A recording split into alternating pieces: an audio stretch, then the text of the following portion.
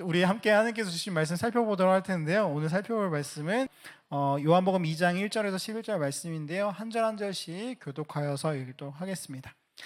제가 먼저 읽겠습니다. 사흘째 되던 날 갈릴리 가나에 혼례가 있어 예수의 어머니도 거기 계시고 포도주가 떨어진지라 예수의 어머니가 예수에게 이르되 저들에게 포도주가 없다 하니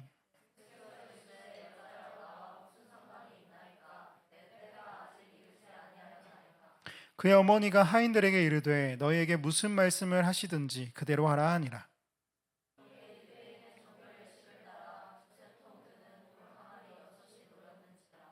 예수께서 그들에게 이르시되 항아리에 물을 채우라 하신즉 아기까지 채우니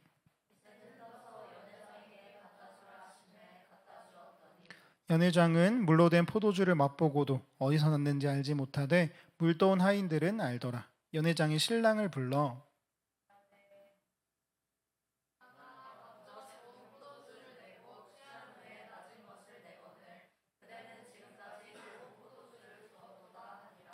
예수께서 이 표적을 갈릴리 가나에서 행하여 그의 영광을 나타내심에 제자들이 그를 믿으니라.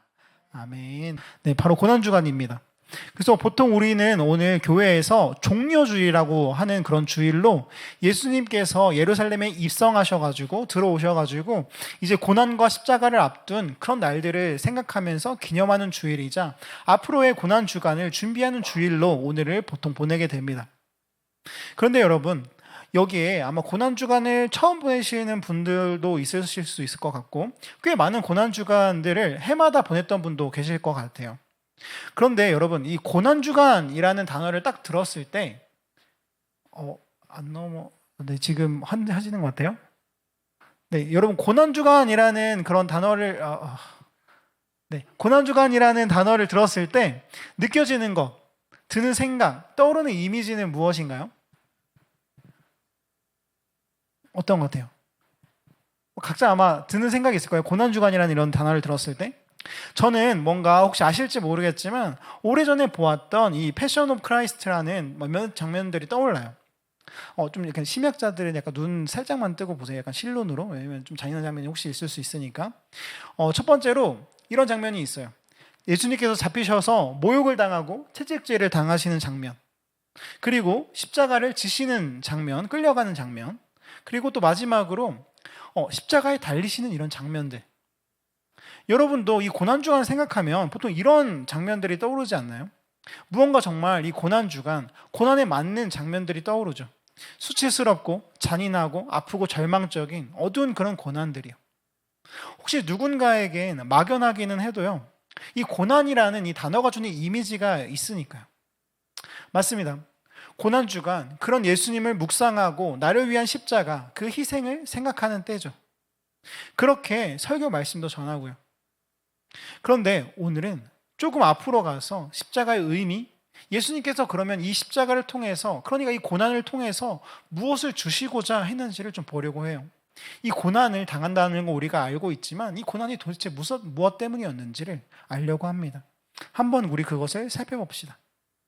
자, 오늘의 본문은 사실은 이 고난과는 좀 많이 떨어진 부분이에요. 꽤나 앞으로 돌아갑니다. 오늘의 이야기는 이렇게 시작을 하고 있습니다.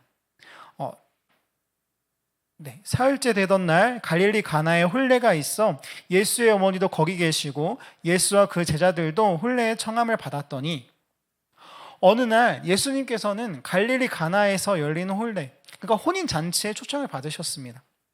어머니도 같이 있었고 제자들도 같이 갔죠. 그런데 곧바로 문제가 발생하는 거예요. 무엇이냐면 잔치의 포도주가 다 떨어져 버렸습니다. 근데 이게 무슨 문제가 돼? 물 아니면 다시 뭔가 포도주 아니면 물이나 아니면 다른 거 마시면 안 되나? 이렇게 생각할 수도 있거든요. 그런데 당시 고대 사회에서 이 포도주는 잔치에서 단연 가장 중요한 요소였습니다. 포도주가 떨어졌다는 것은 바로 그걸로 포도주가 떨어진 순간에 바로 잔치가 거기까지인 거예요.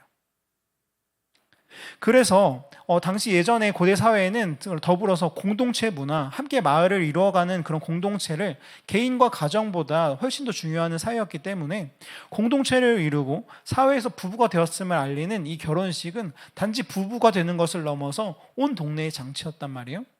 그래서 보통 이 잔치는 우리는 보통 이제 결혼식을 하루나 뭐 길면은 뭐 한 몇 시간 이렇게 하기도 하죠. 그런데 당시에는 일주일 넘게도 했던 것이 바로 이 혼인잔치, 마을 잔치였다고 합니다. 그런데 바로 이런 상황에서 포도주가 떨어지면 바로 거기까지가 잔치가 끝이기 때문에 굉장히 난처한 상황에 처한 거예요. 어떻게 보면 심하게 말한다면 신랑과 신부 그리고 그 부모님들에게는 굉장히 창피스러운 일이고 찾아온 사람들 공동체에서는 예절에 어긋나고 사회적으로나 여러모로 수치를 살 수 있는 대참사인 거죠. 이를 알아챈 예수님의 어머니 마리아가 본문에는 이제 물론 마리아라고 나오진 않지만요. 어머니가 예수님께 말합니다. 저들에게 포도주가 없다고. 큰일이 났다. 잔치의 필수품인 포도주가 다 떨어져서 그들이 난처하고 수치스러운 상황에 처하게 되었는데 어떻게 해야 되겠니? 근데 어떻게 해야 될까요? 여러분들이라면 어떻게 하실래요? 뭐라고 대답하실 것 같아요? 이런 상황에서? 생각해 보세요. 물론 이제 저의 바람이지만 여러분들이 지금 저의 결혼식에 왔습니다. 여러분 저희 결혼식에 왔습니다. 아주 행복한 시간이에요. 그런데 잘 먹고 있는데 피로연에서 잘 먹고 있는데 뭐가 좋을까? 스테이크 메인 요리라고 할 수 있는 이 스테이크가 있는데 여기 다 떨어져 버린 거예요. 그래서 지금 승희가 성욱이에게 여기 스테이크가 다 떨어졌다라고 하는 거예요. 그러면은 저기 스테이크가 다 떨어졌다는데요? 그러면 성욱이는 뭐라고 할래요? 뭐라고 할래요? 그래요? 아니 보통 물론 이렇게 그러면 정말 감사하지만 사실은 대답할 수 있는 건 이거예요. 어쩌라고? 그걸 왜 나한테 물어? 나는 초청받은 손님인데. 그렇잖아요. 성욱이도 초청받았을 거 아니에요. 물론 이것과 좀 상황이 다른 것은 예수님의 어머니 마리아는 아들인 예수님이 굉장히 좀 뭔가 다른 사람과는 특별한 존재라는 것을 알고 있었겠죠. 그래서 예수님께 그렇게 부탁하신 거고 말씀하신 걸 거예요. 그렇지만 예수님의 대답도 사실은 이와 비슷해 보여요. 4절 우리 한번 보도록 하겠습니다. 4절 한번 보도록 하겠습니다. 예수께서 이르시되 여자여 나와 무슨 상관이 있나이까 내 때가 아직 이르지 아니하였나이다. 여자여 좀 어머니한테는 좀 예의가 없는 것 같아 보여요. 그렇죠? 아무튼 여자여 이것이 나와 무슨 상관이 있습니까? 어떻게 하라고요? 이것이 저와 무슨 상관이죠? 아까 우리가 우리가 아까 살펴본 그런 이야기와 같은 그런 대답일까요? 그걸 왜 저한테 물으시죠? 저는 손님인데요. 이런 것 같은. 그런데 여기서 예수님의 대답 가운데 특별한 말이 이어졌었죠. 바로 내 때가 아직 이르지 않았습니다. 내 때. 근데 이것도 무슨 말일까? 팀켈러 목사님은 이 혼인잔치 사건에 대해서 이 일련의 사건에 대해서 이 사건을 이해하는 중요한 열쇠가 바로 11절에 있다라고 말을 합니다. 11절 상반절을 한번 보도록 하겠습니다. 오늘 조금 PPT가 좀 문제가 있어서 한번 양해해 주시면 감사하겠습니다. 11절 상반절 이렇게 기록합니다. 예수께서 이 표적을 갈릴리 가나에서 행하여 무엇이 열쇠일까? 바로 이 11절 딱 보이죠? 좀 중요하게 해놨잖아요. 표적이라는 이 단어입니다. 표적 영어로는 사인이라고 번역되는 이 단어예요. 우리 오늘 본문을 읽어서 아시겠지만 결국에 예수님께서 포도주를 만들어 주셨어요? 안 만들어 주셨어요? 만들어 주셨어요. 이렇게 놀라운 불가능한 것 가운데 이 놀라운 사건을 보통 우리는 이거를 표현하는 단어가 있는데 보통 뭐라고 부르죠? 이거를? 맞아요. 바로 기적이에요. 기적이 일어났다라고 말을 해요. 예수님께서 기적을 행하셨다라고 하죠. 아니 물이 포도주로 바뀌는 건 기적이잖아요. 그런데 말씀에서 이 사건을 기적을 행하셨다라고 하지 않고 표적을 행하였다라고 그렇게 기록을 하고 있다는 점이에요. 좀 특이합니다. 기적이 아니라 표적이래요. 표적이란 것은 무슨 말이냐면 다른 무언가를 상징하거나 신호하는 것을 말하는 단어로, 즉 이 혼인 잔치 사건이 그냥 예수님의 놀라운 능력이나 신비한 기적을 보여주는 것, 무언가 비범한 능력을 보여주는 것을 넘어서 이 사건이 지금 무엇인가를 상징하고 있다는 말입니다. 그럼 도대체 무엇을 상징하는 걸까? 결론부터 말하자면 그것은 예수님의 메시아 되심을 상징하고 있다는 겁니다. 이 혼인잔치 사건은 예수님께서 메시아, 민족과 인류의 구원자이라는 것을 상징하는 표적입니다. 그런데 이게 왜 표적이 되는 걸까? 어떤 표적인 걸까? 그런데 우리는 이 표적을 살펴볼 때 좀 이런 생각을 할 수 있습니다. 좀 이상하다. 왜 이상하냐면요, 이것이 첫 표적이었기 때문이에요. 11절 다시 보면 뭐라고 되어 있어요? 예수께서 이 첫 표적이었대요. 보통 예수님께서 세례를 받으시고 공적으로 사역을 시작한 이 3년을 공생애라고 보통 표현하는데요. 그 중에서도 첫 사역, 이 첫 표적이 바로 이 혼인잔치 사건이라는 거예요. 예수님의 공적인 사역의 시작. 여러분, 제가 또 한 가지 물어볼게요. 여러분이 예수님이었다면 가장 먼저 행하고 싶은 기적이 뭐예요? 가장 먼저 행하고 싶은 사역. 뭔가 중풍병자를 고치고 눈먼 소경을 고치고 앉은 뱅이를 일으키는 것, 5개의 떡과 2마리의 물고기로 수많은 사람들을 먹이는 기적, 아니면 귀신을 내쫓고 악한 영을 다스리는 것, 아니면 이런 것도 좋을 것 같아요. 바다를 다스리고 잠잠케 하는 것, 아니면 또 이것은 정말 훌륭할 것 같은데 죽은 자를 살리는 건 어때요? 여러분, 우리가 무언가를 시작할 때 그 첫걸음은 굉장히 중요합니다. 첫 사역은 굉장히 중요해요. 우리가 무언가 다른 사업이나 활동을 한다고 생각했을 때, 무언가 교육을 시작한다고 했을 때 첫 단추는 그 회사나 사업, 그 교육의 방향을 결정하고요, 앞으로의 걸음과 생각, 미래를 보여주기 때문이에요. 그래서 이 첫 번째로 행하는 것은 예수님에게도 굉장히 중요했어요.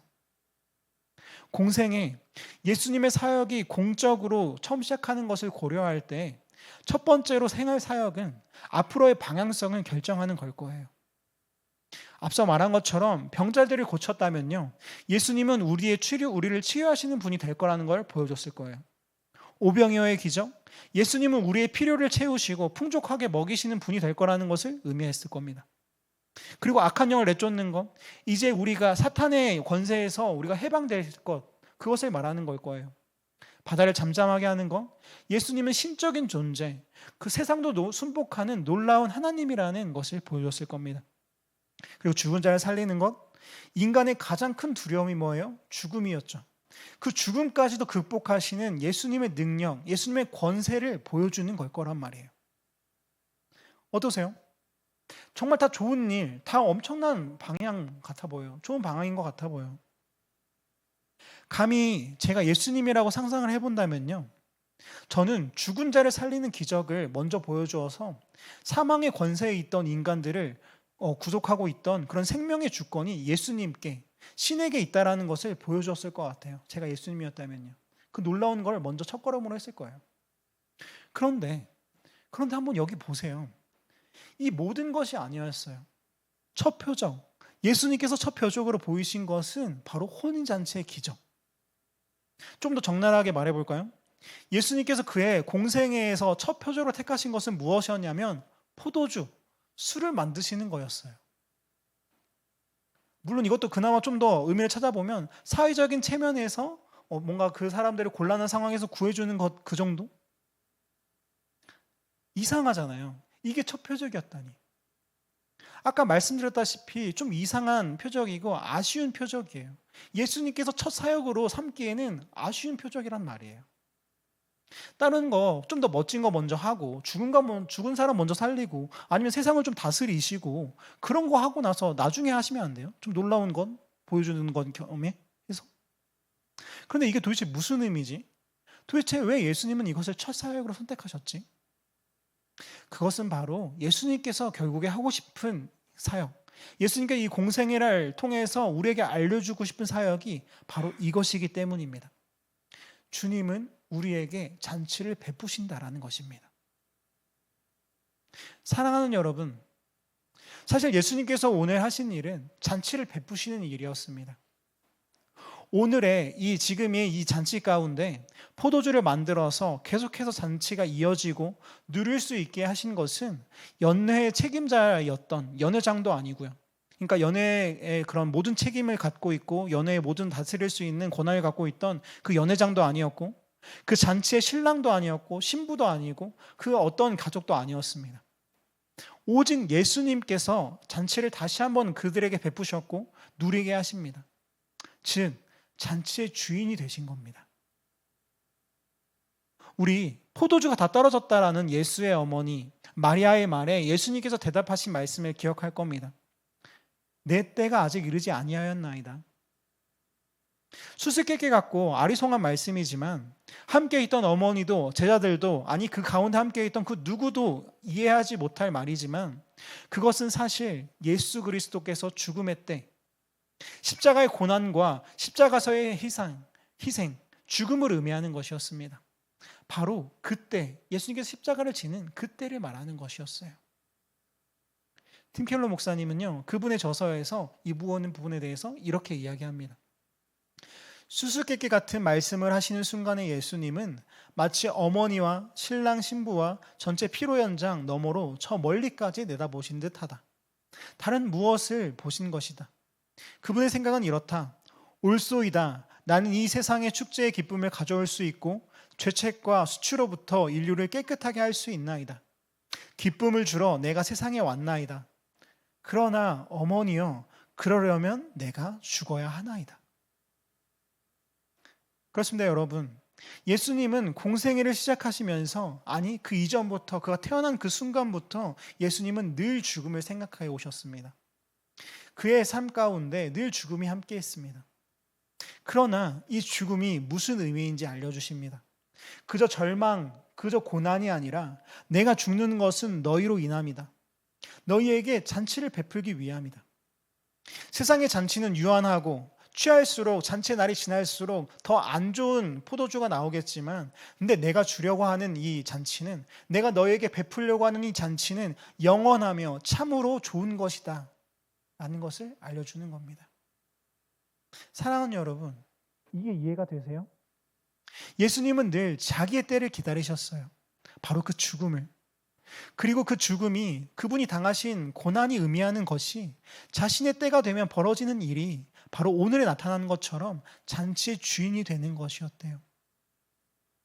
우리 모두에게 잔치를 베풀어 주시는 거라는 겁니다. 천국 잔치를 특별히 여기 나온 것처럼 혼인 잔치를요. 신랑 대신 예수님의 신부가 되는 그런 잔치요. 보통 예수님을 표현할 때 신랑이라고 표현하고 우리 성도를 표현할 때 신부라고 표현하잖아요. 바로 그 혼인 잔치를 베풀어 주신다는 겁니다. 사랑의 잔치를. 그렇습니다. 예수님은 왜 그분의 첫 사역, 첫 표적으로 이 잔치를 택하셨을까? 왜 병자를 치유하는 것이 아니라 풍족히 먹이시는 것이 아니라 이 천지를 다스리시고 악한 권세까지도 통치하시는 그 엄청난 능력, 죽음까지도 그분의 권세에 두는 것을 보여주기에 앞서서 왜 이 잔치를 먼저 보여주셨어야 됐을까? 그것은 바로 함께 기뻐하면서 함께 먹고 마시는 것, 그분이 궁극적으로 이루시기 원하는 사역이 바로 우리와 함께 하시는 그것이었기 때문입니다. 우리와 함께 살기 위해 오셨다는 거고 함께 기쁨을 누리기 원하신다는 거예요. 함께 사랑하는 거를 예수님은 궁극적으로 원하셨습니다. 그래서 예수님은 그분의 첫 사역, 표적을 통하여서 이렇게 말씀하십니다. 사랑하는 자들아, 수치의 절망에 자신이 죄인인 것조차 모르는 어쩌면 이 사역, 십자가 예수의 관심도 없는 너희들아, 내가 내 사역에 나의 공적인 이 생애에 공적인 사역의 의미를 알려줄게. 언제나 나에게 가장 중요한 것은 너였다. 나에게 있어서 신적인 권능으로 내가 신인 것을 보여주고 귀신을 쫓아내고 죽음에서 살리는 것 그 이상으로 지금의 너희와도 그리고 다시 산 너희와도 함께 사는 것, 함께 누리며 기쁨을 누리는 것, 바로 그것이 내가 너에게 원하는 것이었고 그렇게 영원한 잔치 가운데 너와 내가 신랑과 신부가 되어서 웃고 기쁘게 영원하게 사랑하면서 사는 삶. 이것이 내가 너에게 보여주고 싶은, 너에게 주고 싶은 삶이었다. 여러분, 아시겠죠? 바로 그것입니다. 영원한 잔치입니다. 영원한 사랑입니다. 그리고 이제 마지막으로요. 그것을 위해 우리가 해야 할 것이 있습니다. 그것은 바로 우리의 포도주 없음을 고백하는 일입니다. 나에게 죄가 있다는 것을.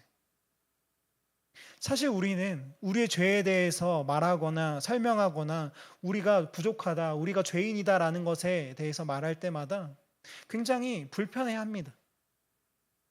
우리로서는 행복을 얻지 못했다라고 했을 때는 굉장히 불편함을 느껴요. 그러나 우리의 죄나 우리의 부족, 그 무엇도 채울 수 없는 공허에 대해서 알지 못하면 그 충만한 기쁨도 알지 못합니다.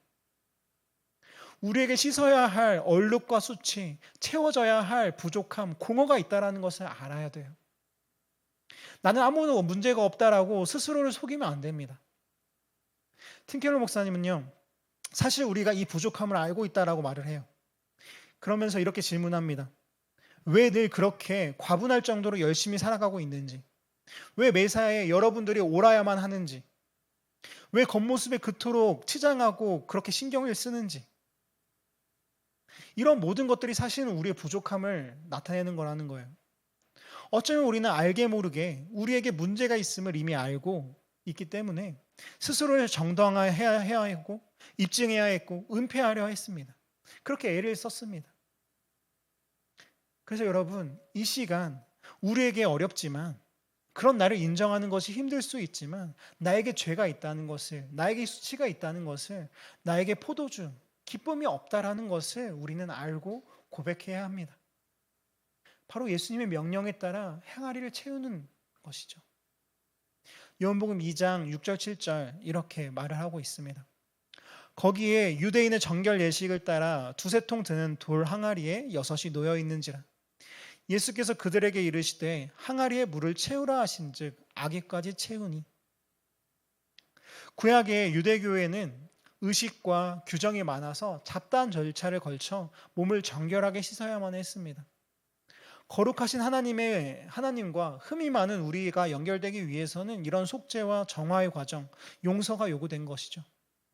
그 중에 하나가 바로 이 정결 예식에 쓰는 돌 항아리였어요.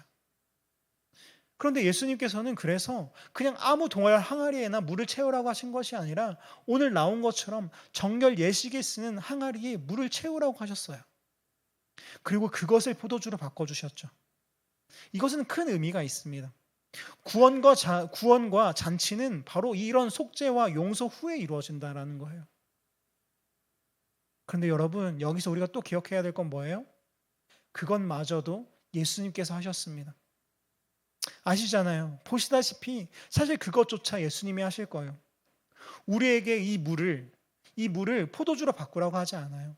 예수님께서 너희가 이것을 고백하기만 한다면, 너희의 공허와 너희의 수치를 하기만 한다면, 포도주가 없다라는 것을 너희가 알기만 한다면, 이 포도주를 바꾸는 것, 그 놀라운 것은 내가 해줄게. 우리는 그저 예수님의 말씀에 따라 나의 죄와 수치, 공허를 인정하고 그저 그분의 말씀에 따라 나의 항아리를 채우면 되는 것입니다. 그때 예수님께서는 우리의 죄와 수치와 공허를 기쁨의 포도주로 분명히 바꿔주실 겁니다. 바로 십자가로. 그가 찔림은 우리의 허물 때문이요 그가 상함은 우리의 죄악 때문이라. 그가 징계를 받음으로 우리는 평화를 누리고 그가 채찍에 맞음으로 우리는 나음을 받았도다. 그 십자가에서 흘린 붉은 피는 우리를 죄와 수치와 공허에서 구원할 것입니다. 그가 십자가에서 흘린 붉은 피는 붉은 포도주처럼 우리를 기쁨의 잔치, 사랑의 잔치, 그분은 신랑이 되고 우리는 순결한 신부가 되는, 그렇게 아름답게 영원히 사랑하는 그런 잔치로 이끌 것입니다. 사랑하는 여러분, 이 잔치로 같이 함께 가지 않겠습니까? 그렇게 영원히 그 잔치를 누리지 않겠습니까? 내 체면과 내 욕심, 내 공허함을 채우기 위해 그런 가면은 내려놓고, 잠시 내려놓고, 우리의 신랑이신, 잔치의 주인이신, 지금도 애타게 모든 것을 버리고 우리와 함께하고 싶어 하시는 그런 예수께로, 그분에게로 가시지 않겠습니까? 한번 우리 가기 원합니다. 한번 가봅시다. 그 잔치를 한번 들여다봅시다. 이번 고난주간을 보내면서요. 물론 예수님의 그런 그분의 찢김과 상함과 죽음 때문에 아프기도 해야 될 거예요. 슬프기도 해야 될 거예요. 죄송함도 느끼겠죠. 그런데 그것이 전부가 아니라는 거예요. 예수님이 고난을 너희들에게 너희가 그냥 아프라고, 너희가 슬프라고, 너희가 눈물을 흘리라고 이 고난 주간을 만드신 게 아니에요. 우리가 그것을 위해서 기념하는 게 아니에요. 궁극적으로 이것이 우리에게 준 것이 무엇인가를 알기 위해서, 이것이 우리에게 준 것이 바로 기쁨이자 사랑이자 행복이라는 것을, 영원한 잔치라는 것을 우리에게 알려주기 위해서 우리가 그것을 묵상하는 거거든요.